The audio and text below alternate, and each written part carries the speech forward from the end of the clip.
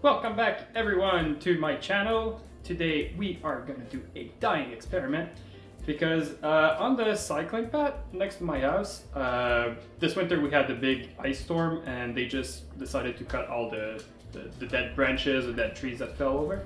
So there's a lot of dead birch over there.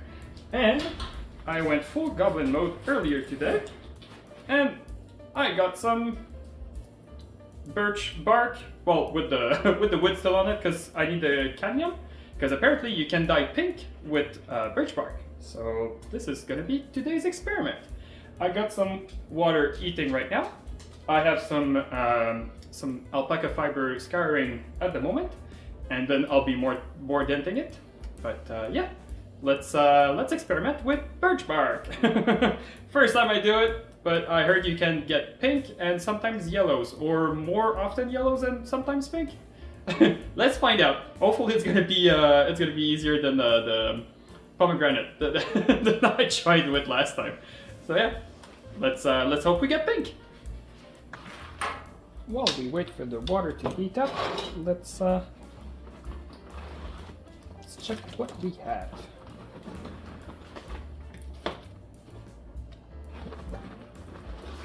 People were looking at me so weird when I was just on the side of the cycling path, just putting some random bits of birch bark in my backpack. Yeah, I was having fun. Yep, that's a receipt. Don't think you can get dye from it. Got some small bits as well. I think, oh, there's a little bit there. Put the receipt in there. So you can get dye from like the inner part of the birch bark, not the like papery. I guess we can still get some from the papery one, but it's the cambium that we want, the inner bark. So let's try to separate it. Let's turn on the light so we can see what we're doing. Is it all yellow? No, it's not too bad. Alright. We'll make a pile of cambium here. The ones that are darker like this, I think I'll keep. And you can get yellows from this if I understood right. So I will keep this to do another one later on. And another time.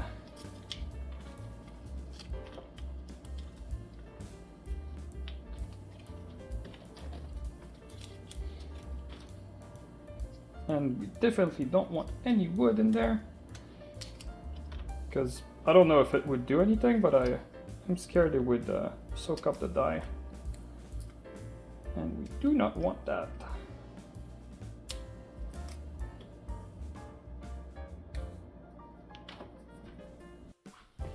So this is all the cambium, the inner bark. This is all the inner bark that I removed, and this is all the pieces. There's still some attached to it, but meh. I mean, I don't want to fight with it. Alright, let's do this. Let's make ourselves some birch soup.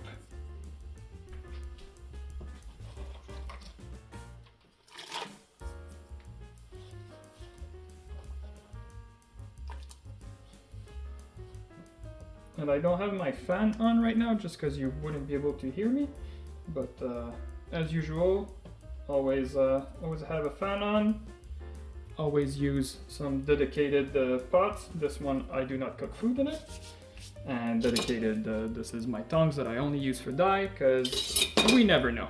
I know birch, you can make syrup, you can drink birch sap, so it's not that big a deal, but we don't know. There's some lichen that came with the bark as well, so we never know. I don't want to take any chances. So I lowered the heat. I'll put the lid back on. And I'll let this steep for maybe an hour or two and check the color. And then we'll see where we go with this. I will see you later. Alright, so it's been about 3 hours now. Let's check the color. Ooh, it's like a dark brown red. Light brown, dark red. I'm really excited about that. Right, let me get the mordant that floof. And like this.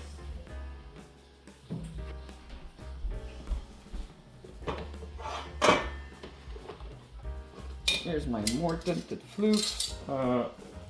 I didn't strain it. At me in the comment. So hopefully we'll keep that dark red, because alum has a tendency to turn everything green. And, I hope it gets that reddish color. Alright. Bloop. Oh wow. Look at this. This looks like a witch's brew. The next day. So we are the next day. After like a few hours yesterday, I didn't think that the color was dark enough for my liking, so I just left it overnight. It cooled down overnight. I didn't leave the stove on. But yeah, it's a bit darker today, but not that much darker. So I guess we'll put it out and rinse it, and then I'll let it dry. But I will show you what it looks like now. So here we go, reveal.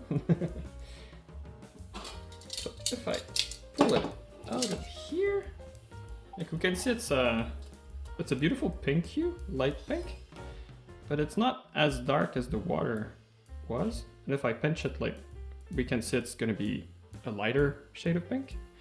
There's quite a bit more, like if I look, there's still a lot of dye in there. I don't know why it doesn't get darker than this, but I don't know. If any of you knows, I mordanted the wool. Maybe it's just alpaca doesn't get that dark from birch bark. I don't know. So yeah, if any one of you knows how to get birch bark dye as dark as the liquid, let me know in the comment below. I'm very curious to know what I did wrong. I use alum for mordanting the wool. And yeah, I will dry this and then do a final reveal when it's all dry and the final color. Reveal! So I'm pleased about the color. Like I achieved pink. That's the color I wanted. It's a very beautiful soft pink, and like the more you look into it, the prettier it gets. I'm really happy about it. I would have loved for a darker shade of pink. Seeing like the dye water, like I explained earlier, it was very like dark red, almost brownish. So I was hoping for like a darker shade of pink. But now that it's dry, I'm not mad at it. It's like super soft. It looks like it gives the alpaca fiber an even like softer glow to it. Yeah, I'm really happy with it. I'm really happy because the last one we did was the pomegranate, which failed very badly. This one didn't fail as much. Well, I wouldn't call it a fail. I'm happy with the color. Yeah. So I will spin it at some point. I'm not sure about what I'm gonna do with it. I don't have a project in mind for this one yet. Might be some spindle spinning in the future. Maybe I'm gonna put it on the wheel. But yeah, if you want to find out what I do with it, subscribe and like this video, and I will see you in a new video next week. Bye bye.